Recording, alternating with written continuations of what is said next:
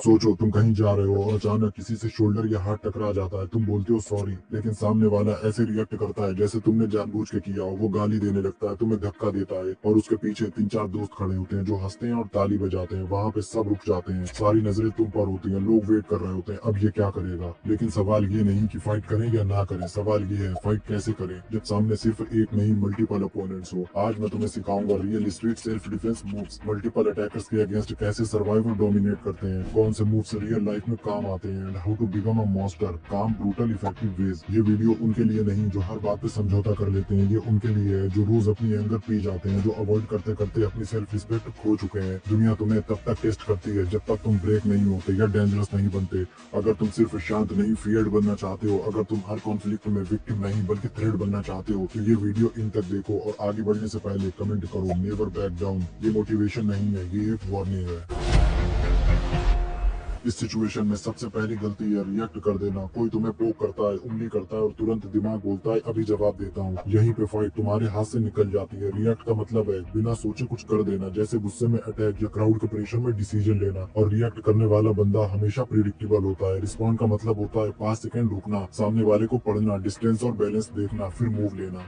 इन 5 second में तुम्हारी सांस कंट्रोल में होती है, दिमाग क्लियर होता है, तुम्हारा एक्शन प्लान होता है और जो बंदा रिस्पॉन्ड करता है वही कंट्रोल में होता है। याद रखो कोई भी तुम्हें पोक इसलिए करता है ताकि तुम रिएक्ट करो और गलती करो। तुम्हारा रिएक्शन ही डिसाइड करता है कि फाइट तुम्हारे फेवर में जाएगी या तुम्हारे अगेंस्ट।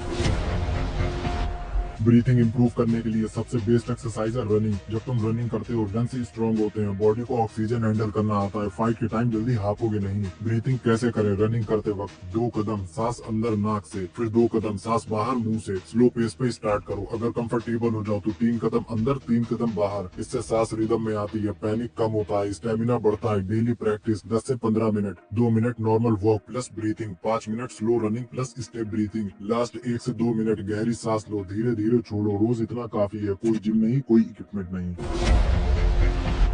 जिम की स्ट्रेंथ यहाँ काम नहीं आती, स्ट्रीट पर वही टिकता है जिसके हाथ स्टील जैसे मजबूत होते हैं। ये एक्सरसाइजेस बॉडी बनाने के लिए नहीं, हाथों को विपन और दिमाग को फियरलेस बनाने के लिए हैं। पेन होगा पर वही पेन तुम्हें मॉन्स्टर मोड में ले जाता है। नंबर 1 फिस्ट नकल पुशअप्स। जमीन पर मुट्ठी बंद करके हाथ रखो, नकल जमीन पर, रिस्ट सीधी, बॉडी स्ट्रेट, धीरे धीरे नीचे जाओ, फिर धीरे धीरे ऊपर आओ। ये करने से नकल स्ट्रांग होंगे, रिस्ट टाइट और पंच में स्टेबिलिटी। बिगिनर 5 से 8 रेप्स और 3 सेट। और हाँ, पहले सॉफ्ट मैट या कारपेट पे करो। नंबर 2 नकल होल्ड, सिर्फ पकड़ के रखो। कैसे करें? पुशअप पोजीशन लो, मुट्ठी पे पूरी बॉडी होल्ड करो, मूव नहीं बस होल्ड। टाइम 20 से 30 सेकंड, 3 सेट। फायदा pain tolerance, hand and wrist control. Number 3 finger pushups, easy version. कैसे करें? स्टार्ट इजी, पहले घुटनों के बल आओ, सिर्फ उंगलियों पे हाथ, थोड़ा सा नीचे जाओ फिर ऊपर। बिगिनर 3 से 5 रेप्स और 2 सेट। प्रोग्रेस जब इजी लगे नॉर्मल पुशअप ट्राई करो। फायदा उंगलियों की strength plus grip power improve होती है। नंबर 4 फिंगर होल्ड, सबसे सेफ ड्रिल। कैसे करें? पुशअप पोजीशन, उंगलियों पे सिर्फ होल्ड, पुशअप्स नहीं करनी। टाइम 15 से 20 सेकंड, 3 सेट। फायदा फिंगर एडिप्ट होती है, इंजरी का रिस्क कम। Number 5 daily grip drill, 1 minute. Towel को ट्विस्ट करो, स्ट्रेस बॉल या रबर क्रश करो या किसी बार से लेट के रहो। फायदा grip strong, forearm tight. Simple rule याद रखो, स्पीड से कुछ नहीं होता, कंट्रोल से होता है। ईगो वर्कआउट तोड़ता है, फॉर्म बॉडी बनाता है। जब दर्द तेज हो वो वार्निंग है, तुरंत रुक जाओ, ईगो को साइड में रखो। रोज 15 से 20 मिनट, बस इतना काफी है, लेकिन कंसिस्टेंसी के साथ। स्ट्रीट फाइट शुरू होने से पहले ही खत्म हो जाती है। जिसने पहला क्लियर डिसीजन लिया वही ऊपर रहता है।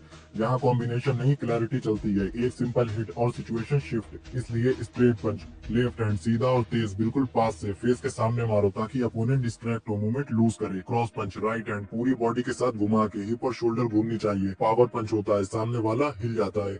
अपर कट, हाथ नीचे से ऊपर की तरफ, जब बंदा बिल्कुल पास हो फेस ऊपर उठता है, ओपनिंग मिलती है। हुक पंच, लेफ्ट या राइट हैंड से गोल घूमता हुआ पंच, साइड से आता है इसलिए दिखता नहीं, बैलेंस बिगड़ता है, बंदा लड़खड़ा जाता है और तुम डोमिनेंट पोजीशन में आ जाते हो। नी स्ट्राइक, अपोनेंट को हाथ से पकड़ो, घुटना सीधा ऊपर मारो, क्लोज रेंज में फास्ट और इफेक्टिव। लो फ्रंट किक, सीधी छोटी किक नीचे की तरफ, हाई किक नहीं, सिर्फ लो, अपोनेंट की मूवमेंट स्लो करने के लिए। राउंड किक, गोल घूमती हुई डायरेक्ट थाई पे, ज्यादा ऊपर नहीं, इससे सामने वाले की चलने की पावर कम हो जाती है। क्लोज रेंज मूव्स, जब जगह कम हो, एल्बो स्ट्राइक, बिल्कुल पास में, कोनी का यूज करो, शॉर्ट टाइट और शार्प मूव। अगर एक भी एल्बो सही से हिट हो गई तो फाइट वहीं पे खत्म हो जाएगी। पाम हील स्ट्राइक, हाथ का नीचे वाला हार्ड पार्ट यूज करो, सीधा पुश जैसा हिट, हाथ सेफ रहता है, कंट्रोल मिलता है। Daily practice 30 minute rule, 10 minute shadow practice mirror के सामने, 10 मिनट टायर या हैवी बैग पे प्रैक्टिस, 5 मिनट मिरर या वीडियो रिकॉर्ड करके गलती देखो जिससे ज्यादा इंप्रूवमेंट मिलेगी। Extra tips, real fight videos देखो, सेम सिंपल मूव्स आइडेंटिफाई करो, शैडो में 100 बार रिपीट करो, हफ्ते में 2 से 3 दिन लाइट स्पेयरिंग करो, कंट्रोल में रह के। स्ट्रीट फाइट में लोग इसलिए रिएक्ट नहीं करते क्योंकि वो स्ट्रांग होते हैं, बल्कि इसलिए क्योंकि प्रेशर उनका कॉग्निटिव कंट्रोल हाईजैक कर लेता है। जैसे ही कोई पोक, धक्का या गाली देता है, ब्रेन थ्रेट परसेप्शन एक्टिवेट करता है, logic shut down, survival mode on. ज्यादातर फाइट्स एंगर से नहीं, ईगो ट्रिगर से स्टार्ट होती है। दिमाग बोलता है अगर अभी रिएक्ट नहीं किया तो वीक लगूंगा, और क्राउड इस ईगो को और एम्पलीफाई कर देता है। Result, impulsive decision, fatal mistake. इसलिए जो ज्यादा चिल्लाता है, शो ऑफ करता है, धमकी देता है, अक्सर वो फियर ड्राइवन होता है। नॉइस उसका शील्ड होता है, पर जो बंदा काम रहता है वो डेंजरस होता है क्योंकि उसका माइंड रेगुलेटेड होता है, हाईजैक्ड नहीं। स्ट्रीट फाइट पंच का नहीं, माइंड का गेम होता है। सामने वाला चाहता है कि तुम रिएक्ट करो क्योंकि रिएक्शन इक्वल टू प्रिडिक्टेबिलिटी। जैसे ही तुम रिएक्ट करते हो तुम कंट्रोल लूज कर देते हो, लेकिन जो बंदा 1 सेकंड रुकता है, सांस कंट्रोल करता है, वो पावर शिफ्ट कर देता है, सिचुएशन उसके फेवर में आ जाती है। इसलिए याद रखो, रियल पावर ये नहीं कि तुम कितना मार सकते हो, रियल पावर ये है कि प्रेशर में भी तुम्हारा ब्रेन तुम्हारे कंट्रोल में रहे। स्ट्रीट फाइट में जो माइंड पे काबू करता है ज्यादातर केसेस में वही जीतता है।